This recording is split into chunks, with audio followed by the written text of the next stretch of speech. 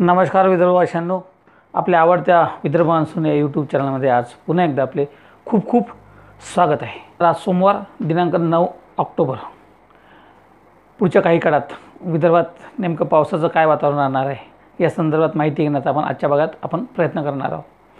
जवळपास एक आठवड्याहून अधिक काळानंतर आम्ही आज व्हिडिओ देत आहोत। त्याचं कारण आहे तसं की फार काही पावसाची स्थिती नव्हती आणि आम्ही मागच्या व्हिडिओमध्ये आपल्याला सांगितलं होतं की जवळपास गणपती विसर्जनानंतरच पाऊस थांबणार आहे।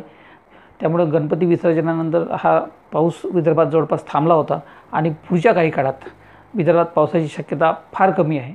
आता जो काही पाऊस होईल तो जवळपास 20 तारखेच्या जवळपास होण्याची शक्यता आहे आणि तोही काही फार पाऊस नसेल, हलक्या मध्यम स्वरूपाचा पाऊस 1-2 दिवस पडू शकतो आणि त्यानंतर पुन्हा एकदा पावसात खंड राहू शकते। म्हणजे जवळपास या महिन्यामध्ये पावसाची फार काही शक्यता राहणार नाही। जो काही पाऊस राहील 20-21 तारखेच्या दरम्यान हाच थोडाफार पाऊस राहील।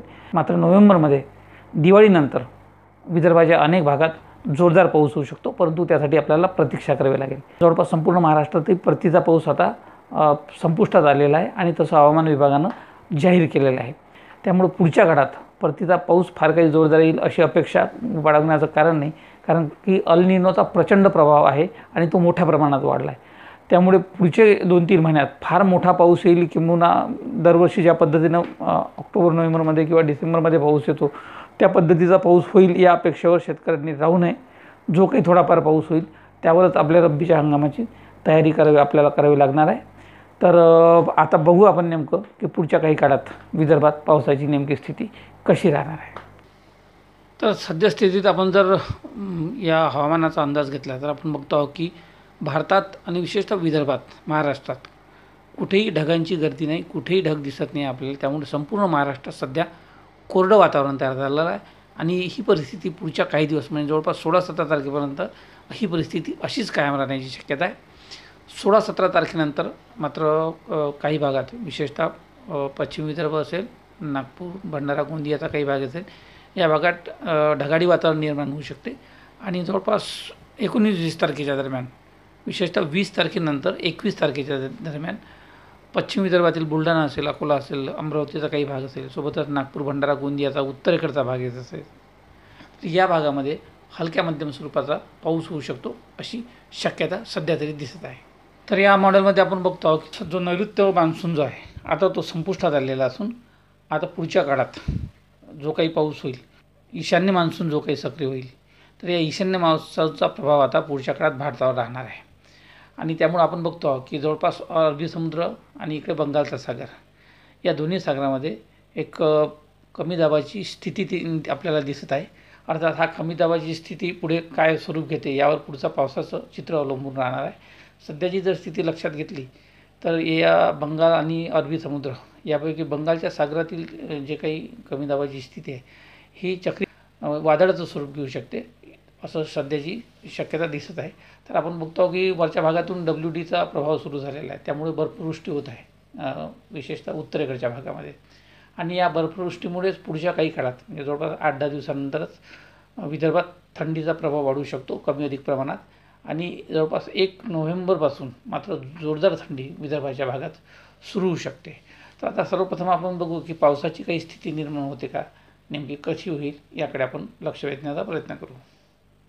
तर या मॉडेलमध्ये आपण बघतो की जवळपास 15 ऑक्टोबरनंतर बंगालचा सागर आहे, सोबतच अरबी समुद्र या दोन्ही भागामध्ये एक तीव्र कमी दाबाचं क्षेत्र निर्माण होण्याची शक्यता आहे। विशेषतः अरबी समुद्रातील जे क्षेत्र हे अधिक तीव्र राहू शकते, तर सोबतच बंगालच्या भागातले क्षेत्र हे जवळपास भुवनेश्वर आणि ओरिसाकडून मध्य भारताकडे येऊ शकते अशी शक्यता आहे।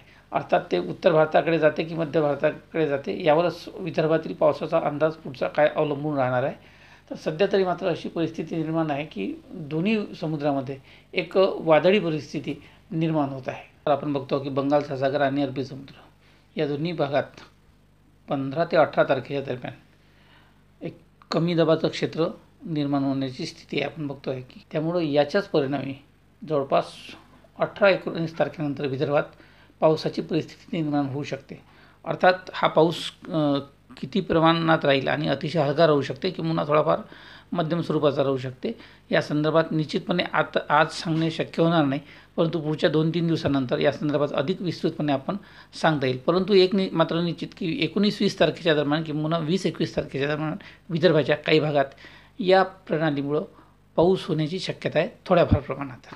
तर पुढचे काही दिवस विदर्भात कोरडं वातावरण राहू शकते. जवळपास 15 तारखेपर्यंत विदर्भात कोरडं वातावरण राहील. 12-13 तारखेला काही भागात ढगाळ वातावरण निर्माण होऊ शकते थोडंफार काही कालावधीकरता, परंतु जवळपास 15 तारखेपर्यंत कुठेही फार काही पाऊस वगैरे अशी शक्यता नाही आहे. परंतु आपण बघतो की 16 तारखेच्या दरम्यान नागपूर आणि अमरावती या भागात मोठ्या प्रमाणात ढगाळी वातावरण निर्माण झाल्याचं आपण पाहतो आणि यातूनच पुढच्या हलक्या पावसाचे संकेत मिळू शकतात. 16-17 तारखेलाही एखादी सर या भागात येऊ शकते, तर शक्यता तशी कमीच आहे. परंतु 18-19 तारखेनंतर मात्र विदर्भात काही भागात पावसाचं वातावरण बनू शकते हलक्या मध्यम स्वरूपाच्या.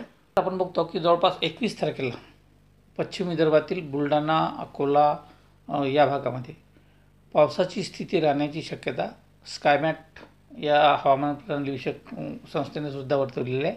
म्हणजे स्कायमॅटचं असं म्हणणं आहे की जवळपास 21 तारखेच्या दरम्यान पश्चिम विदर्भाच्या अनेक भागात पाऊस होऊ शकतो.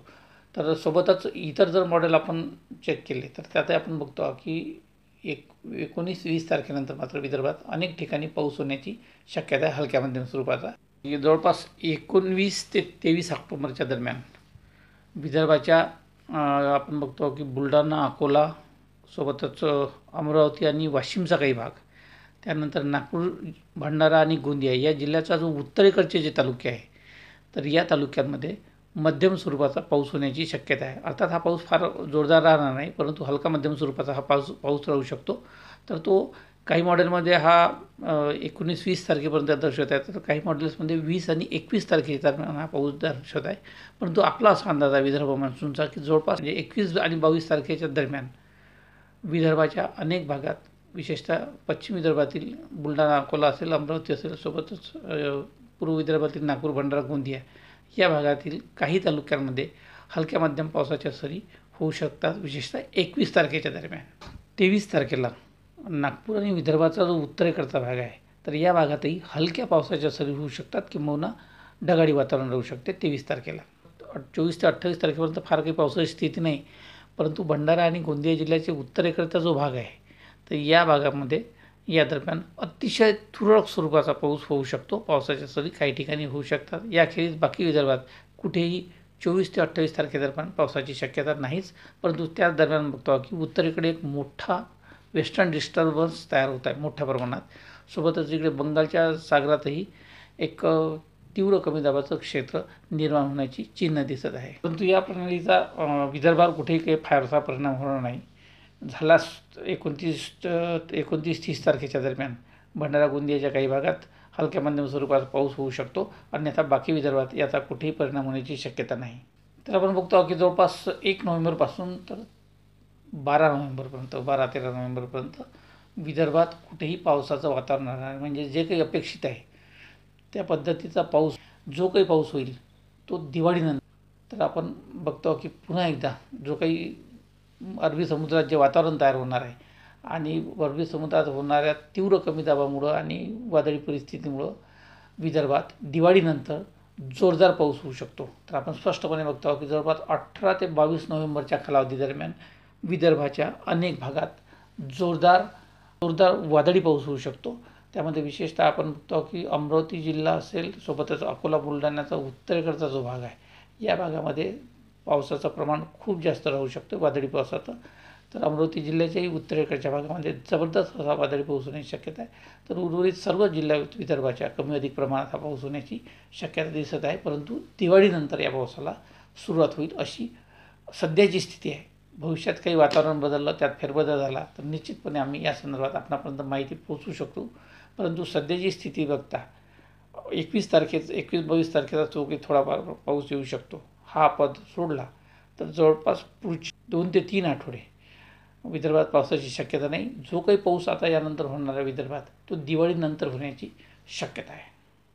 तर अशा पद्धतीने जवळपास ऑक्टोबर महिन्यात फार काही पावसाची शक्यता नाही. आपण बघितलं आहे की 20-21 तारखेचा पाऊस जर सोडला तर फार काही मोठा पाऊस येणार नाही. त्यामुळे शेतकऱ्यांनी त्या पावसावर अवलंबून राहता आपली जी काही शेतीची काढणीची जी कामं आहे, सोयाबीन असेल, इतरही पिकं असेल, ते सर्व आपण त्या काळात उरकून घ्यावी. आणि अति पाऊस नसल्यामुळं सोयाबीनलाही काढणीसाठी त्यासाठी मदत होणार आहे. आणि पुढच्या काही काळात जसं जसं पावसाचा अंदाज येईल तसा तसा आम्ही आपल्याला या भागातून आपण सातत्यानं आपल्यापुढं मांडणारच आहोत. अर्थात यात काही बदल झाला तर ते आम्ही आपणापर्यंत कळूच. त्यामुळं आजच्या भागात या माहितीसह येथेच थांबतो. पुन्हा एकदा नवीन माहितीसह नवीन भागात भेटू. तोपर्यंत आपण आम्हाला रजा द्यावी. नमस्कार. जय हिंद, जय भारत, जय महाराष्ट्र, जय विदर्भ.